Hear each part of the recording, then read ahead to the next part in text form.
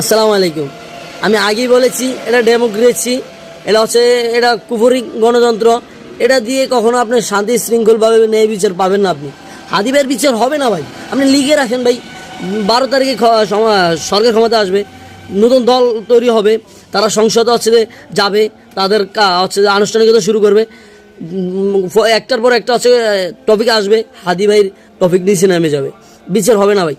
এই যে কালকে ডাক্তার ইউনুস বললো না যে রোববার জাতিসংঘ এটা তদন্ত কমিটি পাঠাবে, যেই লাভ সেই কিন্তু বিগত আজকে প্রায় 1.5 মাস চলতেছে, বিচার হয় না। তিনি আবার জাতিসংঘে পাঠাবে, যিনি 1 সপ্তাহ পরে ক্ষমতা ছেড়ে দিবেন। উনি বলতেছে যে এটা আবার তদন্ত হবে, এটা মানা যায়?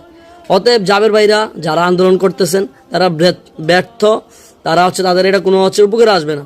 কারণ এটা বাংলাদেশ ভাই, এখানে সবাই নিমক হারাম ভাই, নেতা থেকে শুরু করে রাষ্ট্রপ্রধান পর্যন্ত নিমক হারাম।